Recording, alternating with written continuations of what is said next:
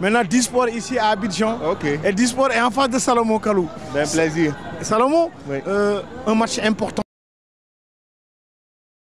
Tu vois, je pense que la Côte d'Ivoire va gagner au tir au but.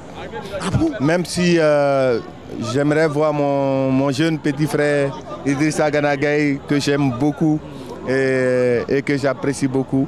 J'aimerais le voir en finale. Mais bon, malheureusement, je lui avais dit que lorsqu'il croisera la Côte d'Ivoire, que ce soit en 8e ou en quart, je pense que la Côte d'Ivoire gagnera au pénalty. Vous avez entendu parler d'Idrissa Gana Gueye, vous lui tressez de laurier. Revenez un peu sur Idrissa Gana et en général sur l'équipe nationale du Sénégal. Idrissa, c'est quelqu'un de fabuleux, qui a une carrière fantastique. C'est vrai que quand je suis arrivé à Lille en 2012, c'est là que j'ai fait sa connaissance. Il était encore très jeune, il venait de débuter en première équipe. Et j'ai vu quelqu'un de très sérieux, de quelqu'un qui voulait réussir dans sa carrière. Donc voilà, ça m'a toujours marqué. Même avec le jeune âge qu'il avait, il avait beaucoup de maturité. Et voilà, je suis content pour lui, je suis content pour la carrière qu'il a eue. C'est l'un des joueurs sénégalais le plus capé.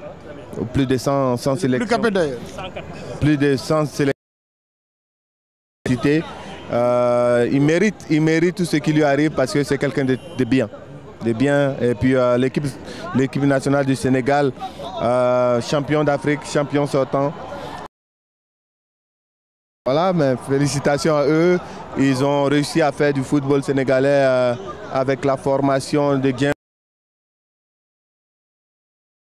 dans le football sénégalais. Je pense que nous aussi, c'est l'exemple qu'on doit suivre avec le football ivoirien.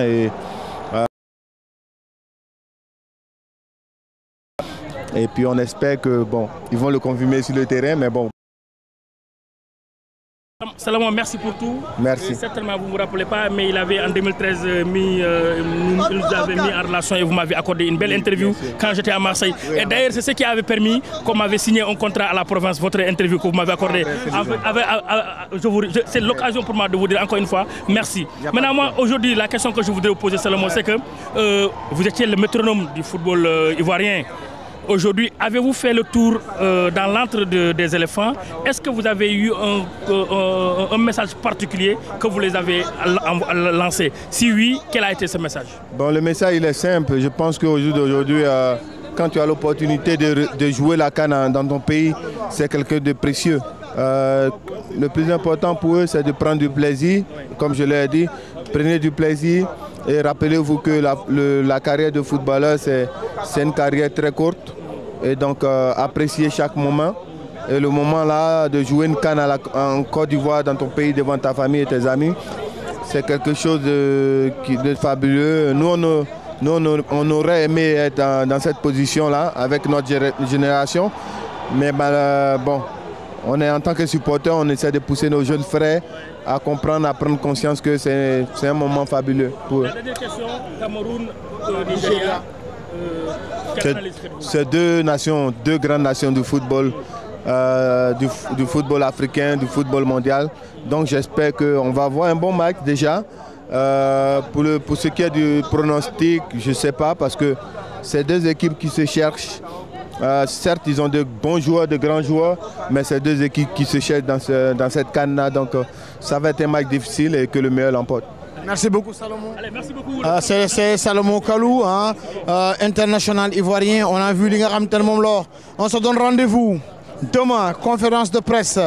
Aliou Cissé, ak ki nga xam te mooy bu MRC Faye, fële ca stade Charles Konambani, pour xam ngeen ko le compte des 8e de finale du groupe C, parce que Aliou Cissé ak équipe am ñoom ñoo jël ci groupe C di daje ak Côte d'Ivoire bi nekk ci groupe A.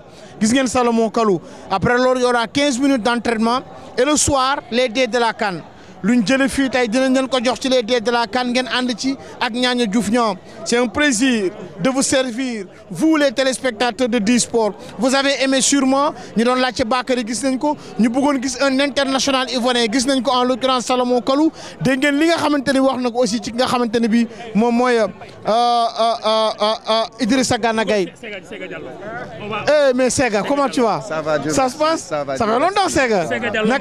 Il a dirigé d'une main de maître la Fédération guinéenne de football pendant 2 ans. Oui. Et vraiment, si le football guinéen arrive à ce stade-là, il a joué une part, il a contribué. Très important. Sega, aujourd'hui, avec le recul, quelle analyse faites-vous des 3 premiers matchs de la Guinée? Je pense qu'on s'en est bien sorti. Personne ne nous attendait qualifiés dans une poule assez compliquée. La qualification est déjà là. Maintenant, il faut faire plus. Il faut aller chercher ce quart de finale et, contre cette fabuleuse équipe de Guinée équatoriale qu'il faut prendre avec beaucoup de considération. C'est une équipe qui a fini première devant le Nigeria et la Côte d'Ivoire. Donc voilà, elle est largement favorite de ces 8e de finale. Mais la Guinée a des ressources. C'est une équipe qui se construit depuis 2 ans. Tu as suivi le processus. Aujourd'hui, on peut être fier du travail qui a été fait. Mais cette Coupe d'Afrique n'a pas besoin de statut ni de standard. Il faut jouer chaque match comme si c'était le dernier. Et donc voilà, on a un défi important, il faudra le relever. Kaba en est conscient avec les jeunes, il travaille pour, il a fait un excellent travail depuis 2 ans et on va voir les résultats sur le terrain. Face à une très belle équipe équato-guinéenne, Sega, comment allez-vous entamer cette rencontre? Je ne suis pas technicien et je ne suis plus officiel. Donc je pense que l'équipe de Guinée doit se mettre dans de meilleures dispositions. Les favoris, c'est les Équato-Guinéens. C'est à eux de faire le match et d'aller chercher les Guinéens. Les Guinéens devraient attendre et essayer de trouver une opportunité pour faire mal à cette équipe équato-guinéenne. Et donc c'est cet